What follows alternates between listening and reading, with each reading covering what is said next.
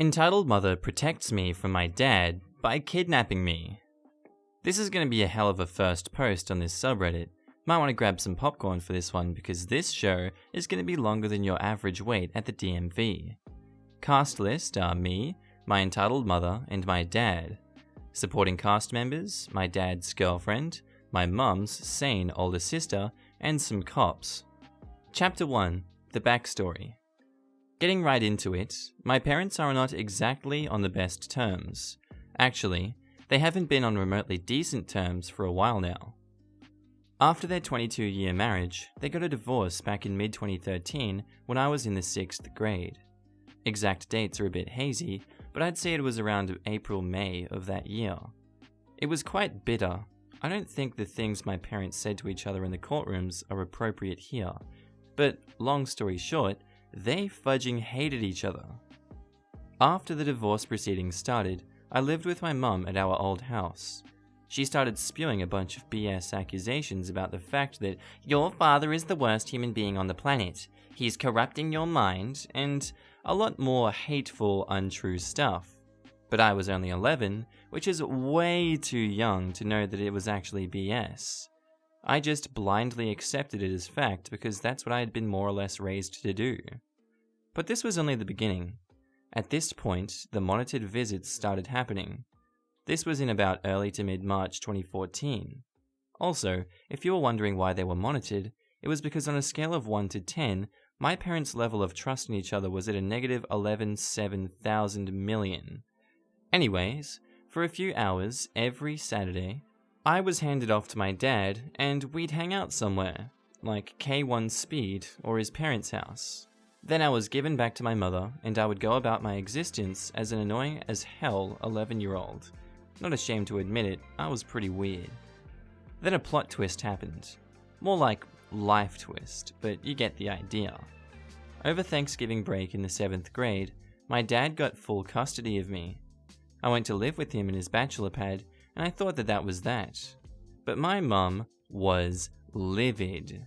I had to say it. Whenever we had visits, she would try to pull me to the side and tell me not to listen to my dad. To tell him that I didn't want to live with him or some other bullcrap, but the monitor would step in because that was not allowed. Just like the rest of the stuff she did after this point. I continued middle school. My grades got heaps better and monitored visits started happening again. But this time, with my mum, only the visits were a little different, important later. Me and my dad drove to the drop-off point, a park close to my mum's house. I was given to the monitor, then we drove to my mum's house, did stuff, then went back to the drop-off point and I went to my dad's place. It was also at this point in my life where I learned to not blindly accept things my parents said as fact, unless it was actually true. Duh. This was because I learned that what my mum said about my dad was not true. I started questioning her reasoning, but I didn't tell anyone. In hindsight, I should have. I didn't really know who to trust more or who to listen to. Life was, somehow, as normal as it could have been for someone in my situation. That is, until Monday, April 6th, 2015. Maybe all this wouldn't have happened if it wasn't a Monday, I think to myself in my fevered imagination. Chapter 2. The part where it gets interesting. On this fateful day was when everything got turned completely upside down. At first, it was just like any other Monday visit. I went to her house, only she wasn't waiting on the porch as usual. She was in the front of the house, in her car. I thought, okay, that's a little weird, and thought nothing of it. When we pulled into the driveway, the monitor and I, and her car, my mum pulled forward and blocked the monitor's car in. When we got out of the car, she was yelling at me to get in the car, which I stupidly did because I didn't know any better. The monitor rushes over and says, "No, you can't do this is against the rules." My mother responds with, "No, I'm protecting him from his crappy father," or something along those lines. I don't know, I was in the car and I couldn't hear. Apparently, from what I learned later on, she physically assaulted the monitor before getting in the car and driving off. As we pulled away, I don't remember exactly what she said, but it would probably something like, "We're going to start a better life for ourselves somewhere where we can forget all our problems and start over," or some other BS. We went to LAX about half an hour after the visit was scheduled to end, and she asks me where I want to go. I say Washington, DC, because I'd never been there before, but we ended up hitching a flight to Chicago for some reason.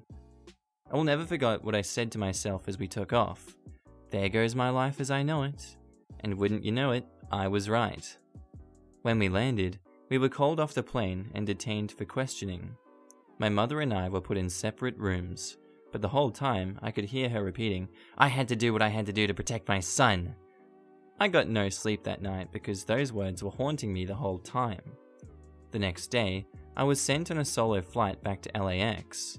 That was my first time flying alone, but before I left, my mother said to me, "When you get there, tell Dad that you don't want to live with him anymore." Deep down, I knew that the proper course of action was electing to ignore this stupid-ass decision, but me being the idiot 12-year-old I was, I said I'd do that. You know, like a liar. John Mulaney, is that you?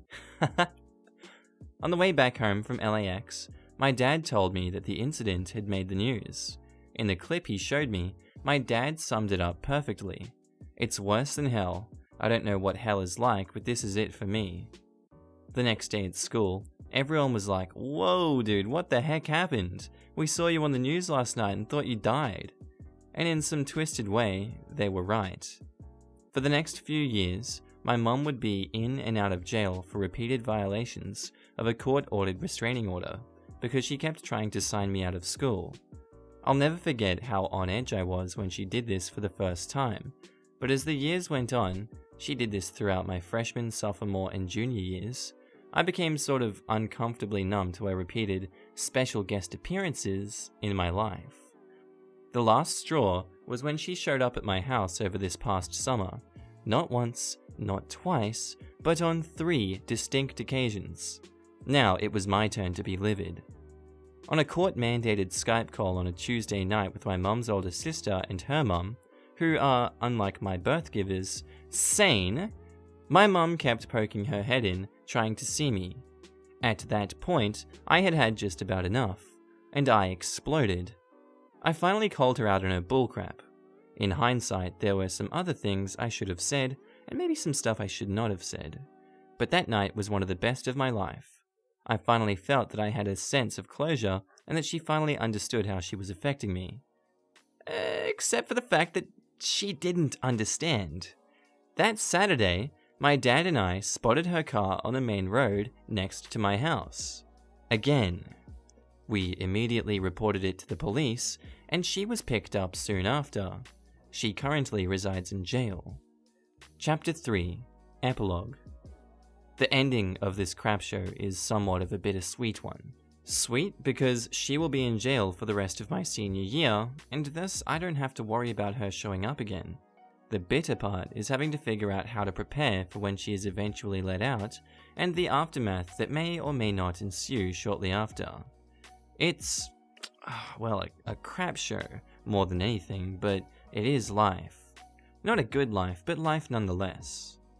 My dad and his girlfriend has been extremely supportive in this matter, and I can't thank them enough.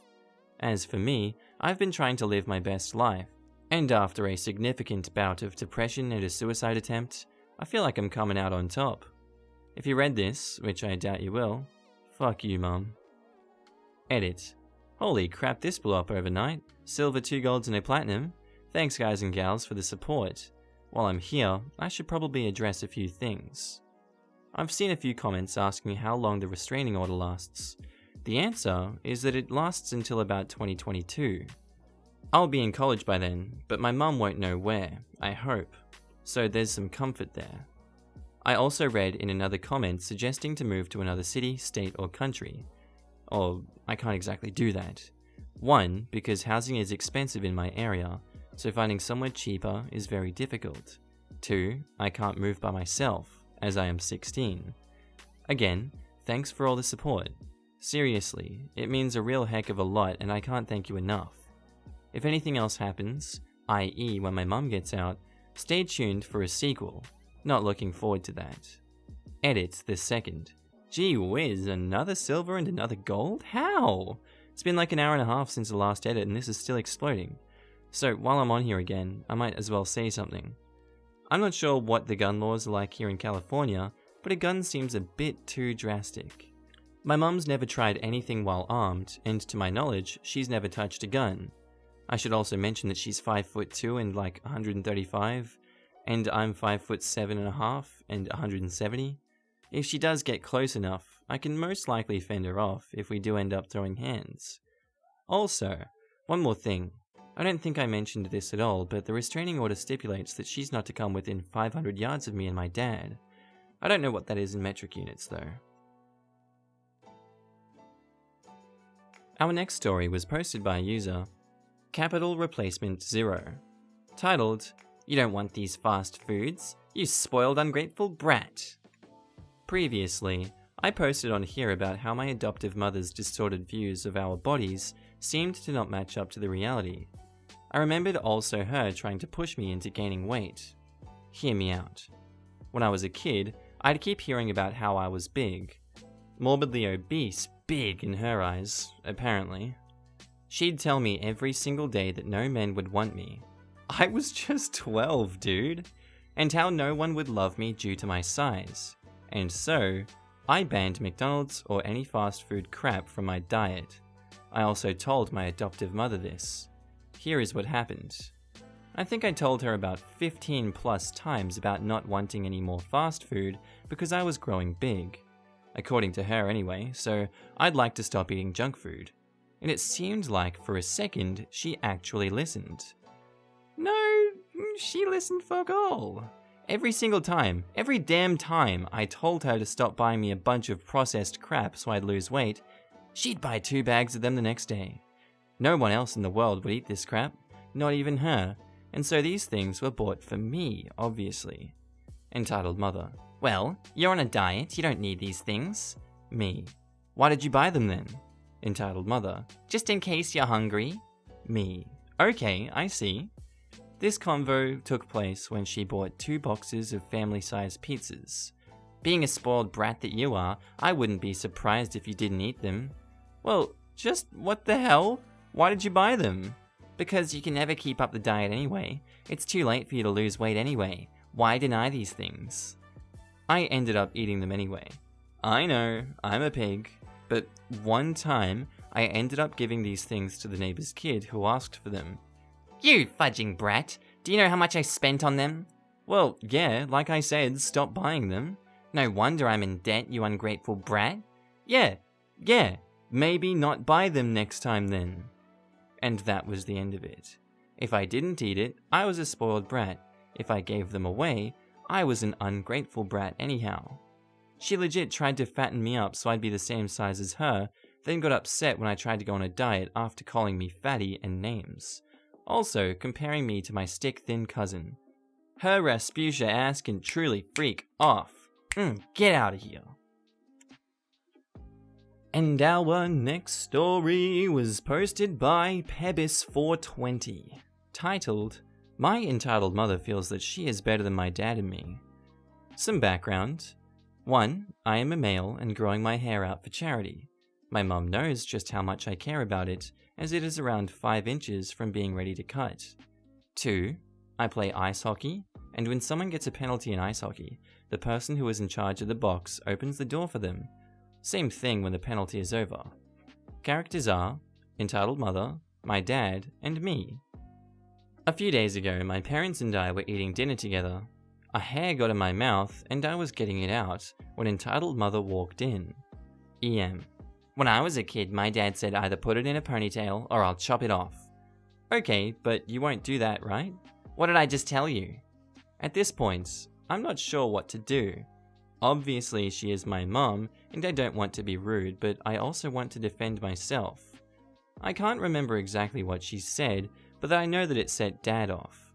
Dad doesn't usually react to things, but this was to the point that he felt he had to stand with me. "Oh, now you guys are ganging up on me." Me and Dad: No, I'm defending myself. "Well, it sure as heck feels like it." Entitled mother then leaves the room. Cut to the next day during my hockey game. I get a penalty and am skating over to the box. Entitled mother was happy up until this point, but still hadn't talked to either me or Dad. Entitled Mother decides not to open the door, and opening it from the outside took me a while, as it's not what is meant to happen. Entitled Mother: "You can go to the other side of the box." At the end of the penalty, I have to open the door again. And during the car ride home, Dad says, "So, wife, you said you felt ganged up on." Entitled Mother doesn't say anything.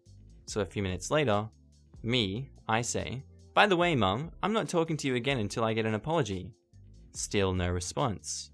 Entitled Mother has said a few sentences to us, but it has been really difficult for Dad to work and me to keep it together at school. And our next story was posted by user Hazardous Ed, titled, "A road collision, a death, and a couple of distraught entitled parents." So, one of my closest friends is a lawyer. This story happened more than a decade ago, long before he has his own law firm. At the time, he worked for a law firm in the capital city, and this law firm had several big firms as clients. My friend was put in charge of the accounts for a nationwide transportation company. One day, he came back from a court case smiling ear to ear. Intrigued, I asked him what happened. Here is the story. His client was sued by the parents of two young men who were killed when they collided with one of the client's trucks. I asked why it was not a criminal or a traffic case. He said that the case was already decided and the company was cleared of liability. That was why the parents pursued the matter in the civil court. He said the case was never read. The plaintiff's lawyers presented their side, then the judge threw the case out of the court. To make the story more interesting, a large number of people had gathered to hear the case, and they were very hostile to my friend and his client on the way in. On the way out, they avoided looking at him and his client. Apparently, the parents had lied about the case to get their sympathy. They told them that the truck driver was speeding and just mowed down their sons who were innocently riding a motorbike home from their friend's house. What killed their case was really the results of the police investigation, which was read both at the first trial and the civil one. The police file reported that the collision happened at 2 a.m. on a relatively poorly lit road. Both the deceased had alcohol in their bloodstream, which was way over the limit. In addition to that, they were wearing dark clothes, riding an unregistered motorbike which had no lights, and riding the wrong side of the road. To top it off, the pillion rider did not have a driver nor riding license, and the one in front had his driving and riding license suspended a few months earlier for drunk driving. The truck driver, whom the parents' lawyers claimed without proof was driving well beyond the speed limit, was actually driving a fully loaded rig going uphill on a 20% incline. The expert that the police had consulted on record described the truck's speed as crawling. The judge expressed his sympathies to the parents, but he also advised them to reflect on the facts of the case before trying anything like this again. He said while he understood that they were devastated by what happened, others who were involved in the case, the truck driver and the truck company, were not to blame. And our next story was posted by user, a slightly used tissue. Sure, it was used a bit more than that, buddy. Titled, "Entitled Parent Tells Me that Depression is Not Real. Facts." So, I am a first-time poster, long-time lurker. Anyway, here are the characters. Me, a magical unicorn. EP, very funny clown. NT, nice teenager. It's gonna be one of those stories, guys. Let's get into our funny mode. Anyways, here's some backstory. It will make sense later. I used to self-harm and still do. Don't worry, I'm in therapy. Anyway, story time. I was at the mall with my friend. Let's call him Ryan. We were just hanging out at the mall talking about what we were going to do over the Thanksgiving break. Now, I had cuts on my arms and also a lot of scars. I was also wearing short sleeves that day too. This is when Entitled Parent and NT come in, which is the nice teenager. Nice teenager came up to me first and said, "Hey, I noticed your cuts. You okay?" Me, "Oh yeah, I'm fine. Thanks for asking." Now, this is where Entitled Parent comes and freaks out. Entitled Parent, "Oh hey honey, oh my god, are those cuts?" She screamed this as loud as humanly possible. Several people look and it's very quiet after. Nice teenager, Mum, I went through this and you know how hard it was for me. Entitled parent. He just wants attention, that's why you came over here. Entitled teenager. Mum, it's fine, leave him alone. At this point, I'm tearing up a little bit, because I've never really been confronted about this. E.T., phone home, shows me his scars. Hey, don't cry, stuff happens. Entitled parent. I don't care what you think, NT. This little dude cuts himself. He should be put in a mental hospital. At this point, I am on the brink of a mental collapse, breakdown. And Ryan says, hey, why don't you frick off, lady? Ryan tries to get me away from the situation by walking us to the elevator, and the entitled parent goes, I shouldn't have to go to public and see this crap. Kids like you are the reason people believe in depression. Yes, she really said this. We go into the elevator and went to the second floor to get away from the entitled parent. Ryan ended up buying me ice cream, and we went back to his house. Sorry for the bad grammar or spelling mistakes. English is not my first language, and I'm mostly using autocorrect for this post. Okay. I didn't mean to offend anyone, it was a joke when I said that. Disclaimer, it was a joke. Next story. And our next story was posted by user XFTwitch, titled, Entitled Mother Loses Kids. So, back in the early 90s, I worked at a video game store. You've never heard of it, trust me. Like most stores of this kind in the early 90s, we had several TVs and consoles set up and allowed people to try games. As one would naturally expect when kids walk by a store and seek other people playing SNES, NES, and Genesis, they wanted to play too. As one would also naturally expect, this caused a number of loitering children to hang about the store all day, begging to ask to play games. Finally, owner has had enough. We're told not to allow anyone, not an adult, to play any games until after 1 PM, and a no unaccompanied minors rule allowed under the age of 13, to keep most of the little kids away. One morning, I'm opening the store at 10 AM, straightening displays, dusting shelves, etc., when a woman comes into the store with 2 little kids, who are maybe 8 or 9 years old, bends over and gives them each a peck on the cheek and starts to leave. Me, calling after her, excuse me, you can't leave your kids here. Oh, I'll be back in a couple of hours, I have an interview. We're not babysitters, and we're not here to watch your kids. They'll be fine, they just want to play games. Look, I really gotta go. Entitled mother proceeds to leave. Me, practically yelling down the mall, you can't leave them here! We're not here to watch your kids! Entitled mother keeps walking. I call owner. Owner says to call security. I call security. Security calls police. 10 minutes later, and 2 officers show up and eventually get name information etc. out of kids. Police confirms mum is not, in fact, in the mall. I have told them she said she'd be back in a couple of hours, so an officer takes up station across from the store to await return. A little before 1 PM, mum comes back in store and starts freaking out because, surprise surprise, her kids are gone. Officer arrests mum. Mum is taken from mall in handcuffs. I heard later that the kids were given to father for custody. Mum was charged with child endangerment. I left the store shortly after that. I heard later that several others had tried to drop off kids at the store for babysitting. The new retort was, yeah, you can leave them here, but the last mum did that got arrested. Edit. Please stop trying to guess this store.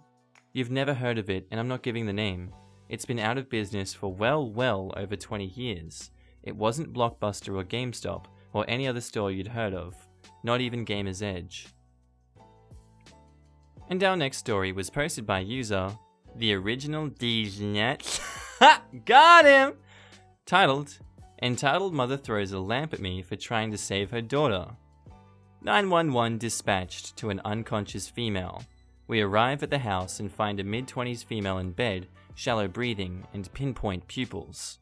The entitled mother is screaming at me and my partner to hurry up and fix her. I start an IV and prepare to give Narcan. For those unfamiliar, Narcan is used in opioid overdoses. As I prepare to give the Narcan, entitled mother asked what I was about to give her. I told her what it was and what it was used for. Cue entitled mother really losing her crap. "My baby does not do drugs. Don't you put that poison in her." Before I have a chance to explain why I was giving it, a lamp flies inches by my face and smashed into the wall beside me. Split second later, entitled mother is taken down and cuffed by the police officer on scene. I gave the Narcan, and wouldn't you know, the patient wakes up, admits to drug use. The entire ride to ER, poor daughter spends the whole time apologizing for entitled mother.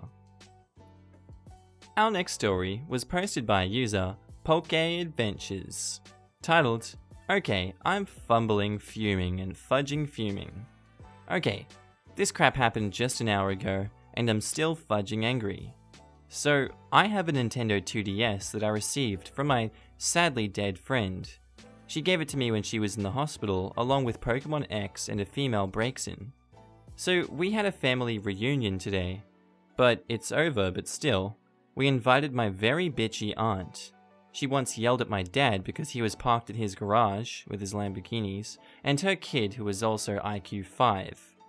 They come, and she's actually okay for a solid 30 minutes. Her entitled kid goes and plays in the backyard with others. Me, being an introvert, hides myself in my room, programming my Unity game about the Bosnian War. He comes into my room, but I don't mind him. He sees the 2DS and asks, "Is that a PS5? I tell him no, but he insists that it in fact is a PS5.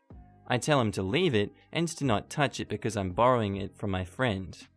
I go back to programming, and a couple of minutes later, I see him throwing the 2DS across the room.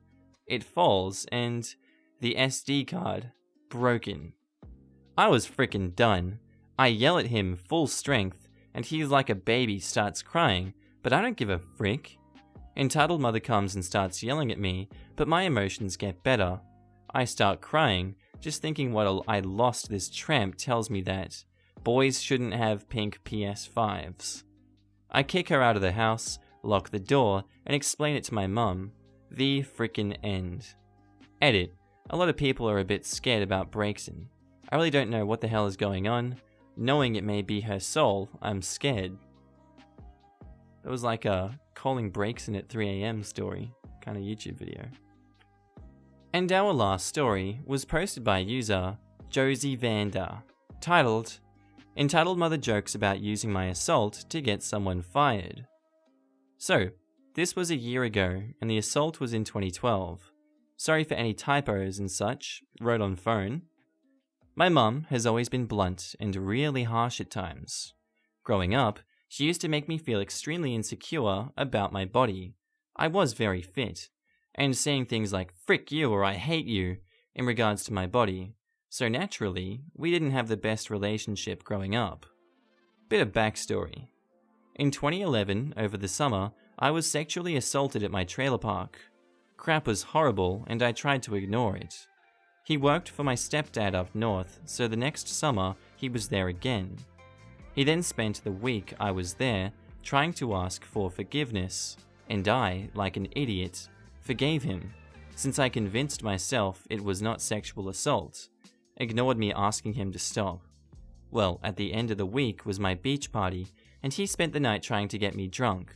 I was 16 and he was 25, and he gave me a shot that I am positive was drugged. He got me away from my friends and I blacked out. All I remember after that is being bent over, then running away crying. Long story short, my stepdad and mum found out a year later since my counselor told them, and my stepdad got him fired and was very supportive. My mum, on the other hand, told me to let it go. Charges were never laid, which is a long story. This brings us to now. About a year ago, my mum, husband, and I were going out. Stepdad and her got divorced, and ironically both him and the assaulter had the same name. She was drunk, and we were driving to the bar, and she was angry at my stepdad for some reason. She decided to make a joke saying, "You know, they don't know which it was. I can just always get him fired." My husband just stared at me in shock, and I kept my composure until we got there and she got out. I started bawling my eyes out, and eventually my mum told me that that was not okay to say. She brushed it off and got angry at me for getting mad at her and yelling. She has never apologized. I wish there was a happy ending to the story, but that's it. wow. Some people deserve to go to hell. Honestly, that is... wow. Anyway guys, I hope you enjoyed the episode. Tell me what you thought of it in the comments. I think this is going to be like one of my last half-an-hour episodes right now. As I said in one of the other videos, I'm going to start preparing to move to Ireland. So I'm just going to be pumping out a whole bunch of 15-minute episodes, as well as the second uploads is not going to be another Entitled Parent, I don't think. It's going to be like Entitled Parents is the first upload, then like a Reddit video is the second one, or Just No Mother-in-Law, or just Pro-Revenge, Malicious Compliance, Choosing Beggars. One of those ones. I want to do, instead of 2 30-minute uploads a day, I want to do like 3 15-minute uploads. I'm just going to experiment with different formats, but anyway, try my best to do 2 uploads a day, 1 if I'm lazy or things get in the way, and yeah. I'm going to just put more polls up on the YouTube community thing. You guys just tell me what subreddits you guys want to see. I'll try my best to make a video on them. Anyway, tell me what you think in the comments below, and I'll see you in the next episode. Bye!